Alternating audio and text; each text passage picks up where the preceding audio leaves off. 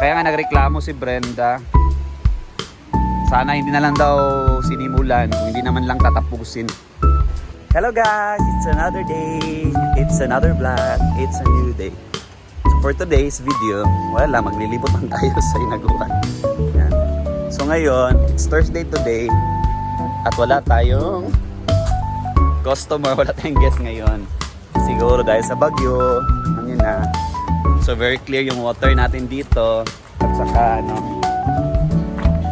dahil sa nag-overfill siya sa sa pool. Yan. Dahil walang customers. Yan. At tingnan natin yung ilog guys. Ha?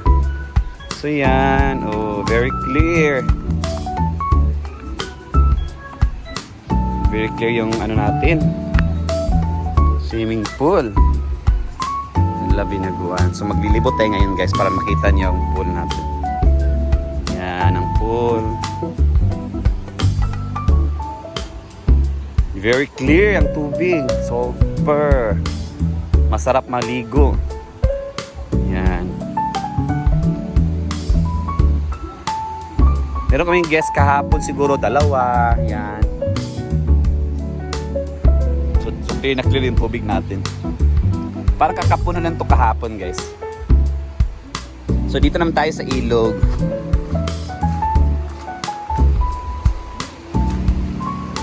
At saka clear naman ang ilog natin. Ano pa to sa Bagyo ha guys ha. Yan. So maganda na siya liguan. Kaso guys, kaya nga nung sabi ko last time ng vlog ko, pangit na siya liguan dito dahil saka hindi kasi natapos yung project dito. Sana hindi na lang sinimulan kung hindi naman lang tatapusin. So napangit tuloy itong niliguan namin. The last time guys, dito kami naliligo. Ngayon pangit na dahil mabato-bato na. Ayan So punta tayo doon guys, tingnan natin yung ilog. Pangit tuloy. At saka hindi na diretso nakadadalo yung ating sapa. Then na nabablock na itong malalaking bato na dito, inusog dito ng backhoe. Yan. Maganda pa naman liguan to last time dito guys. So, sayang. Itong sitwasyon dito.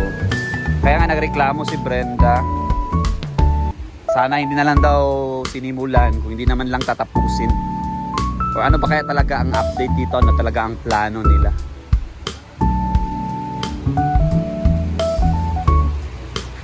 Yan.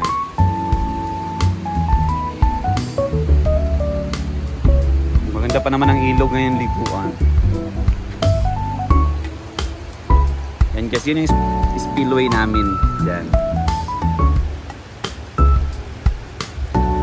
Naabot talaga ng tubig. Dahil nga spillway. Clear na yung tubig natin sa Hinaguan River.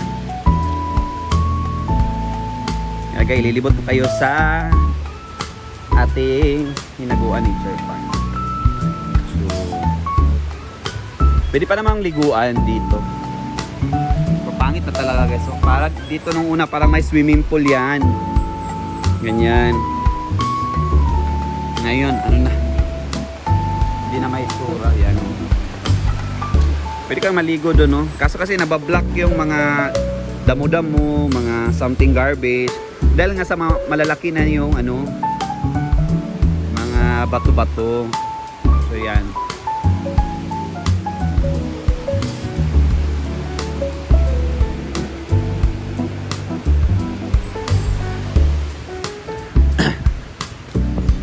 Balik tayo dito.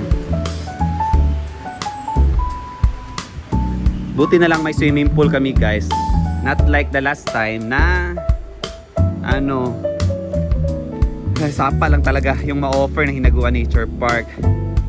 Ngayon meron ng swimming pool. So may option na tayo kung maliligo kayo sa ilog or maliligo kayo sa sapa. Pero ako mabuti nito sa swimming pool.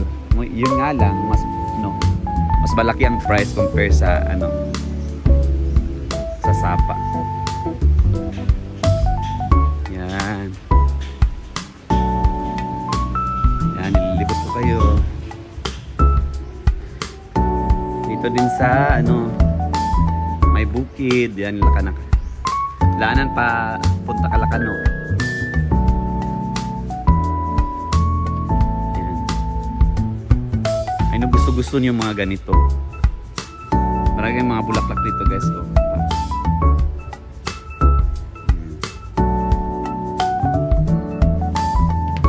Yan.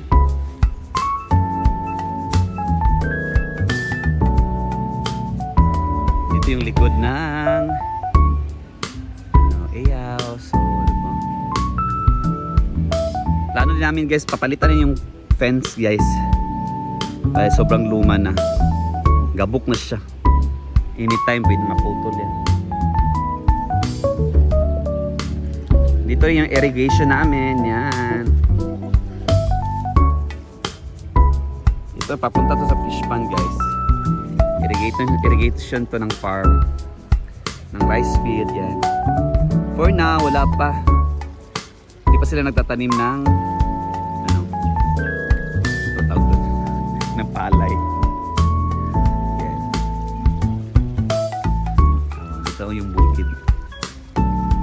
Actually, guys, dito picture perfect talaga to dito. Pag dito kayo nagpipicture. Yan.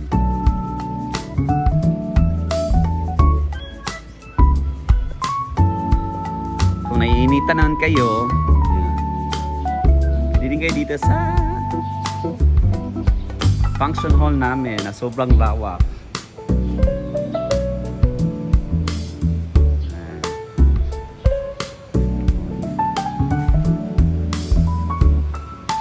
Function hall na may pusa.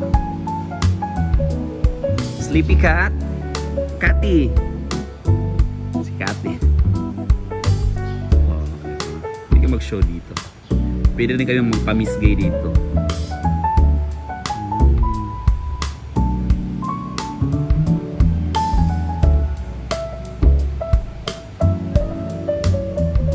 So, hindi pa nakapunta dito, please visit na Hinagua Nature Park.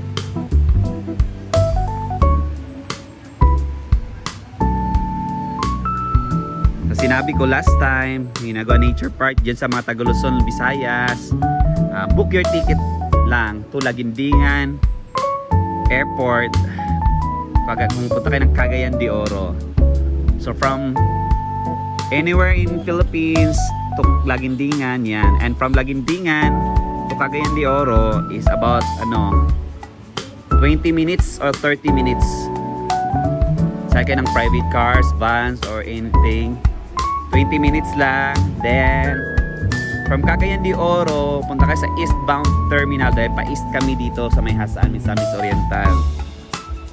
So punta kayo sa Agora Terminal.